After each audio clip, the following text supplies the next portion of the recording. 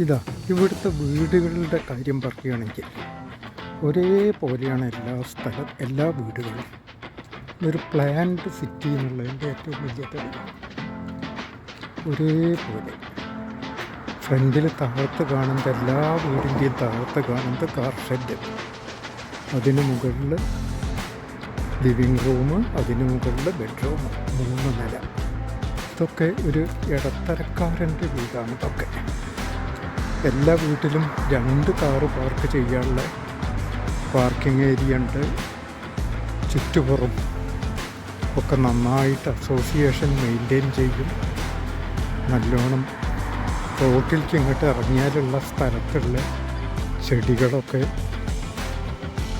കോർപ്പറേഷൻ്റെ ഭാഗത്തുനിന്ന് ജോലിക്കാർ വന്ന് ഭംഗിയായിട്ട് വെട്ടി ഒതുക്കി വയ്ക്കും. ഒന്ന് നടക്കാനൊക്കെ ഇറങ്ങിയാൽ നല്ലൊരു അന്തരീക്ഷം, ക്ഷീണം അറിയില്ല. അതുകൊണ്ട് എത്ര നേരം വേണമെങ്കിലും ഇങ്ങനെ നടക്കാം. റെസിഡൻഷ്യൽ കമ്മ്യൂണിറ്റി നല്ല സുന്ദരമായിട്ട് വെള്ള റോസുകൾ മാത്രമാണ് ഇവിടെ വെച്ചിട്ടുള്ളത്. നന്നായിട്ട് ഗാർഡനിങ്ങൊക്കെ നടത്തിയിട്ടുണ്ട്.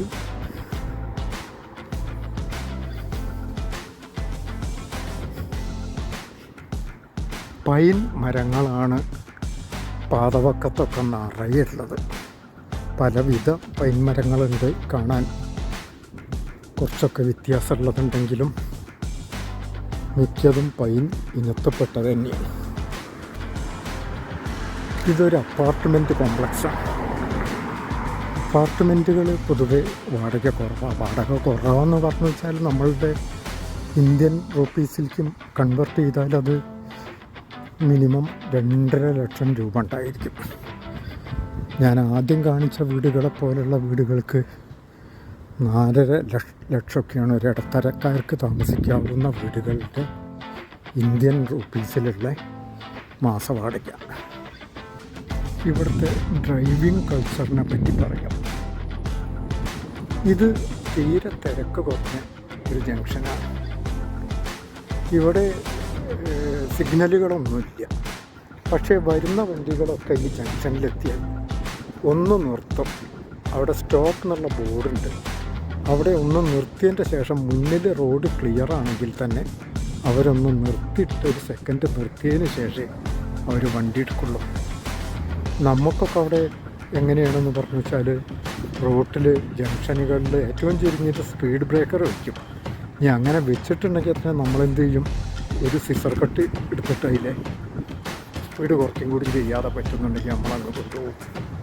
ഇവിടുത്തെ ഡ്രൈവിംഗ് കൾച്ചറിൻ്റെ ഭാഗം എങ്ങനെയാണ്? ഇപ്പോൾ ഇവിടെ ഒരു കാറ് വന്ന് നിർത്തി. ഇവർ ആ തല മുതൽ ഈ തല വരെ നടന്ന് വരുന്നവർ നടന്ന് കയറുന്നത് വരെ അവിടെ വണ്ടി നിർത്തിയിടും. എന്നിട്ട് അവർ മുന്നോട്ട് വണ്ടി എടുക്കും.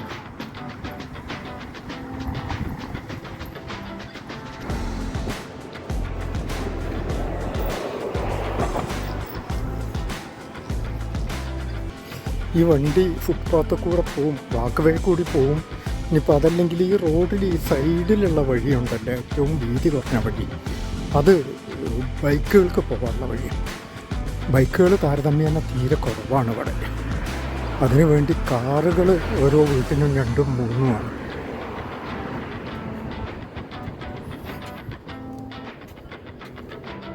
ഇതൊരു ഓറഞ്ച് തോട്ടമാണ്.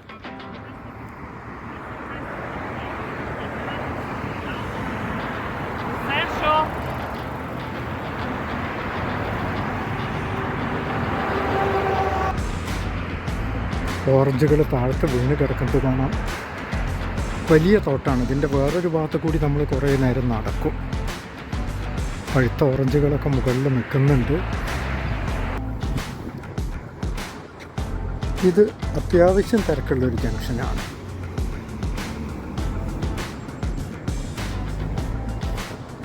ഇവിടുന്ന് ഇങ്ങനെ നോക്കിയാൽ അവിടെ ഒരു മലനിരകൾ കാണാം.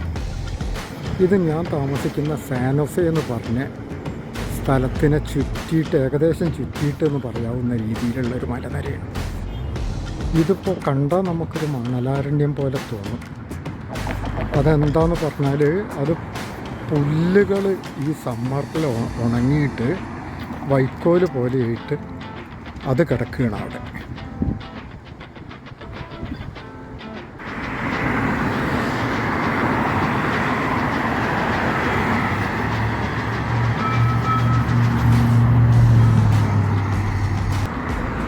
നമ്മളുടെ മെട്രോ പോലെ ഓടുന്ന ഒരു ട്രെയിനാണ് ഇപ്പോൾ ഞാൻ കാണിച്ചത്. അത് ഇവിടെ പബ്ലിക് ട്രാൻസ്പോർട്ടിങ്ങിനുള്ളൊരു സംവിധാനമാണ്. ഓരോ സ്റ്റേഷനിൽ നിന്ന് 1-2 പേരൊക്കെ കയറാനുണ്ടോ. എല്ലാവരും സ്വന്തം കാറിൽ, എല്ലാ വീട്ടിലും 1-2 കാറുണ്ടെന്ന് ഞാൻ പറഞ്ഞല്ലോ. അങ്ങനെയാണ് യാത്ര ചെയ്യലിവിടെ. ഇതിൽ ഇതാ അവിടുന്ന് ഇങ്ങോട്ടൊന്ന് വരുന്നുണ്ട്. അത് നിർത്താനുള്ള സ്റ്റേഷനാണ് ഇപ്പോൾ നമ്മൾ ഈ കാണുന്നത്, ഈ ചെറിയ സ്റ്റേഷൻ. 2 സ്ത്രീകൾ അതിൽ കയറാൻ വേണ്ടിയിരിക്കുന്നുണ്ട്. അത്രയും കാറാണ്. ഇതാ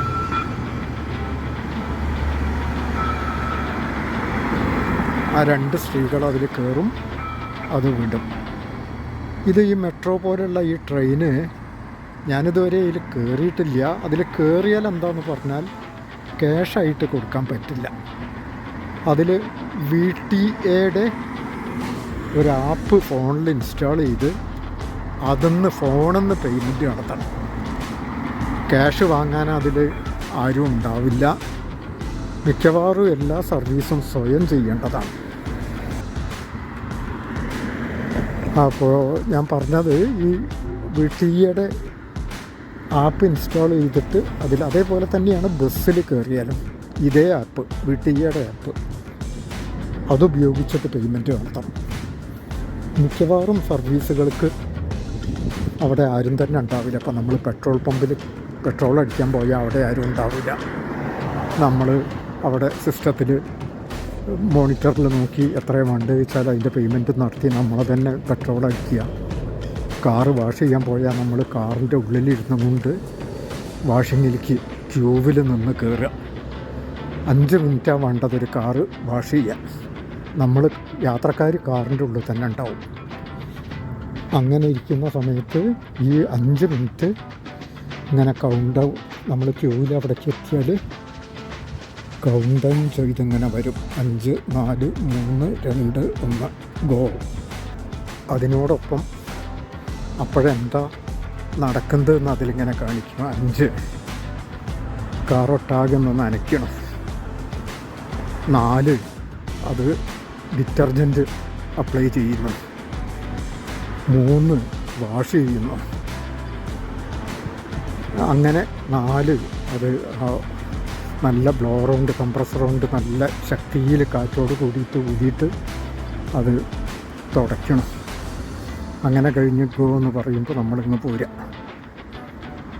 അതാണ് കാർ വാഷിങ്ങിൻ്റെ. അതേപോലെ തന്നെ എല്ലാ സ്ഥലത്തും മിക്കവാറും ഇങ്ങനെ ഉള്ള സ്ഥലങ്ങളിലൊക്കെ അങ്ങനെയുള്ളൊരു സംവിധാനമാണ്. ഒരു സൂപ്പർ മാർക്കറ്റിൽ, ചില സൂപ്പർ മാർക്കറ്റിൽ പോയാൽ പോലും സാധനം എടുത്ത് കൊണ്ടുവരിക, അത് ബാർകോഡ് സ്കാൻ ചെയ്യുക, എത്ര എമൗണ്ട് വെച്ച് അത് പേ ചെയ്യുക, എന്നിട്ട് സാധനം നമ്മൾ തന്നെ ഒരു കവറിലിടുക, അവിടുന്ന് ഇറങ്ങിപ്പോരുക. ഇതിപ്പോൾ നമ്മൾ നടക്കുന്നത് കാനോൺ ക്യാമ്പസിൻ്റെ മുന്നിൽ കൂടിയാണ്. അത് കഴിഞ്ഞ് നമ്മൾ ഇന്റൽ ക്യാമ്പസിൻ്റെ വേറൊരു ഭാഗത്തെത്തി.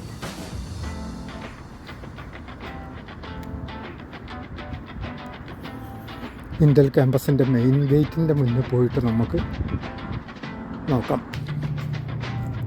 ഇത് ഇന്റലിൻ്റെ ക്യാമ്പസാണ്. ഇവിടെ എല്ലാ കമ്പനികളും ഇതേപോലെ വിശാലമായിട്ടുള്ള കോമ്പൗണ്ടുകളിലാണ് പ്രവർത്തിക്കുന്നത്.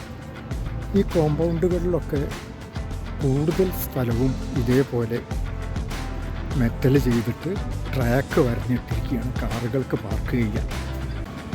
ഇത് വിശാലമായ ഇന്റൽ ക്യാമ്പസിൻ്റെ ഒരു ഭാഗത്തുള്ള ഗേറ്റ്.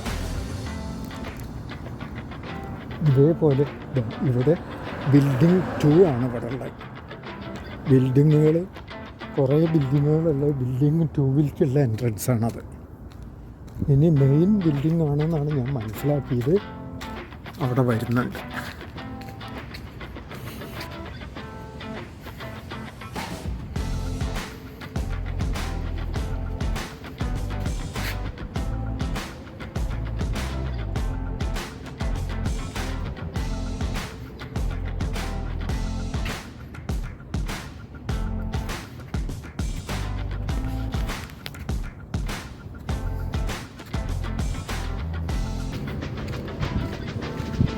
ഈ ക്യാമ്പസിൻ്റെ മെയിൻ ഗേറ്റ് ഇതാണെന്നാണ് ഞാൻ മനസ്സിലാക്കിയിട്ടുള്ളത്.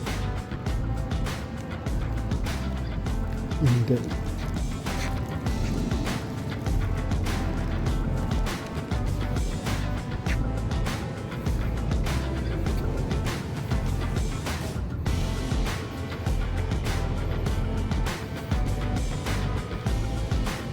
ഈ റോഡിൻ്റെ അപ്പുറമുള്ളതും ഇന്റലിൻ്റെ ക്യാമ്പസ് തന്നെയാണ്. ഇവിടെ ഇന്റൽ എന്ന് മാത്രം ശ്രദ്ധിച്ചില്ലേ, എല്ലാ കമ്പനികളും മിക്കവാറും അങ്ങനെയാണ്. ഏതാണോ സ്ഥാപനം അതിൻ്റെ ഒരു ലോഗോയോ അല്ലെങ്കിൽ ആ ഒരു പേരോ മാത്രം ഉണ്ടാവും. അവിടെ എന്താണ് പ്രോഡക്റ്റ് എന്നോ എന്താണ് അവിടെ അവരുടെ വർക്ക് എന്നുള്ളതോ ഒന്നും നമ്മൾക്ക് ബോർഡ് നോക്കി മനസ്സിലാക്കാൻ പറ്റില്ല. ഇപ്പോൾ ഇന്ത്യയിലൊക്കെ നമുക്ക് കേട്ട് പരിചയമുള്ള കമ്പനി ആയതുകൊണ്ട് നമുക്ക് മനസ്സിലാവും എന്താണ്. ആപ്പിളിൻ്റെയൊക്കെ എത്ര വലിയ ബിൽഡിങ് എവിടെ ഉണ്ടെങ്കിലും സെയിൽ ചെയ്യുന്ന സ്റ്റോറുകൾക്ക് മുന്നിൽ പോയാൽ പോലും ആ ആപ്പിളിൻ്റെ ലോഗോ മാത്രം, ആ വക്ക് പിടിച്ച ആപ്പിളിൻ്റെ ചിഹ്നം മാത്രം ഉണ്ടാവും. വേറെ ഒരു കാര്യവും ഉണ്ടാവില്ല അവിടെ. നമ്മളെ നാട്ടിലൊക്കെ നല്ല വെണ്ടയ്ക്ക അക്ഷരത്തിൽ വലിയ ബോർഡുകൾ വെച്ച് അതുമ്മ ധാരാളം എഴുതി വിവരിച്ച് ഒക്കെ ചെയ്യുന്നൊരു രീതി ഇവിടെ ഇല്ല.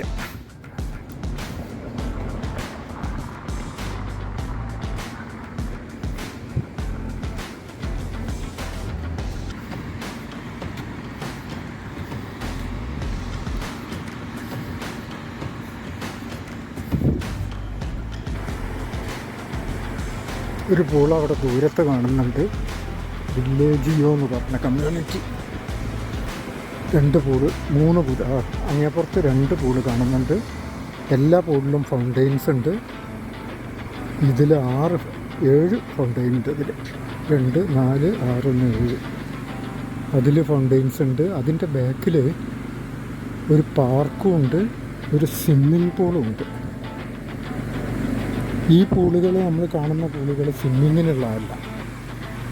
ഇത് വെറുതെ ഒരു ഭംഗിക്ക് വേണ്ടി ഉണ്ടാക്കിച്ചതാണ്. തീരെ ആഴം കുറവാണ്.